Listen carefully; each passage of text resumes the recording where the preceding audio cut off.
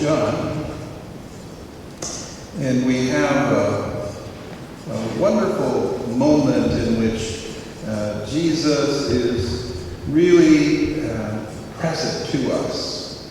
And with the story of the sisters of Lazarus and with the story of Lazarus himself, we're really called to enter into the Word of God in a spirit of faith, in a spirit of hope, in a spirit of love.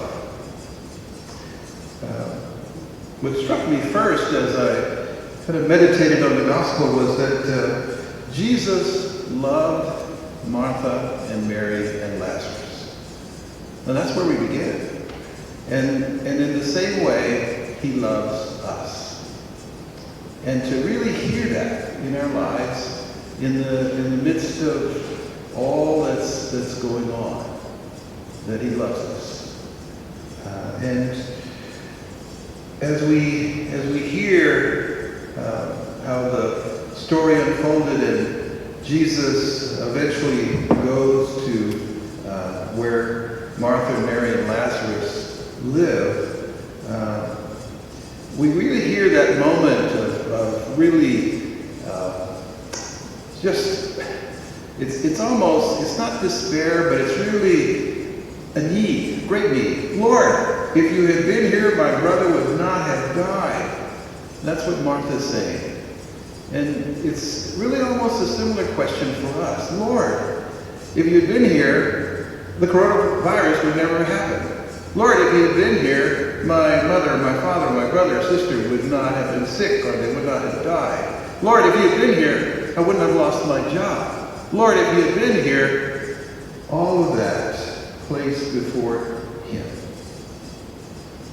And Martha, even with that cry of need, says, but even now I know that whatever you ask of God, God will give you. So she's really still in a position of faith, even in her great need. And so that really reflects where we are, both individually, in our families, in our communities, in our country, and in our world. And Jesus calls her to faith. And he doesn't ask a question, he just simply says, your brother will rise. And that really is the center and the heart of the gospel.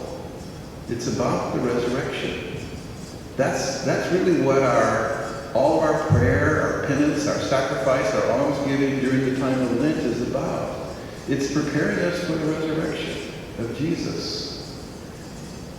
And then Martha responds, I know he will rise in the resurrection on the last day. So she's already said he's past this life. So it's really quite a profound statement of faith. But Jesus is saying, there's more. There's more. And open your heart to what is more. And he's saying the more is in me. I am the resurrection and the life. Whoever believes in me, even if he dies, will live. And everyone who lives and believes in me will never die. Wow. That changes everything. As I've talked to people who have had close death experiences, their whole lives changed in that moment. And I can tell you also, as being one who has touched the edge of life and death, it's true that your view of life changes, and who you are as a person changes, and what you see as truth changes. And the truth becomes this statement, that Jesus becomes our resurrection and life. Then he turns to Martha, as he does to each of us now, in the midst of what's going on, and he says, do you believe this? Do you really believe this in the midst of what you're experiencing? And of course, our prayer is during this Eucharist, yes, Lord, as Martha says, I have come to believe that you are the Christ, the Son of God, the one who is coming into the world. So this was the journey of faith that Jesus was calling Martha into, and that he really calls us into. But he doesn't stop there. He says, where have you laid Lazarus? So the moment of the call to faith is not over. And in a similar way, he's saying to us, okay, what's got you all tied up in me? What's got you all concerned? What's got you all upset?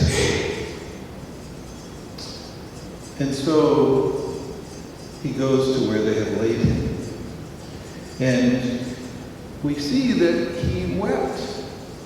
And so his love for Lazarus expressed in tears. And that's really where he's at with us right now. His sacred heart is broken. But his sacred heart is there for us. And he weeps with us in all that's going on right now. And he is one with us. And that becomes important because as we see the miracle unfold, it says, take away the stone. And then they wonder, what's going on? Why should we do that? And it's the same for us in this life. Why should we believe? Because he is the resurrection and the life. And he loves us. So in his prayer, he says, Father, I thank you for hearing me. I know you always hear me.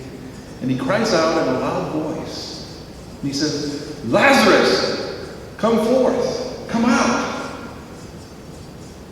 And Lazarus comes out. Now, this is not the first time this has happened. He raised the daughter of Jairus, the synagogue. He raised the widow's son in Nain. This is actually the third time he's done this. And to take it really personally, to hear your own name spoken at this moment. Louis, come out. And your name. And he's saying to us, death has no more power over us. And then, as Lazarus tiptoes out because he's tied up, he says, untie him and let him go. And so he's really saying to us, all the stuff that ties us up, all the emotions that tie us up, all the sins that tie us up, untie them, and know that I am Lord of the living and the dead.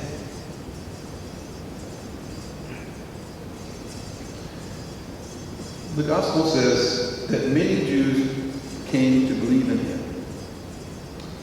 So part of the question to the gospel is, how are we living out this moment when Jesus stands at our tomb, if you will, and says to us, come out, come out.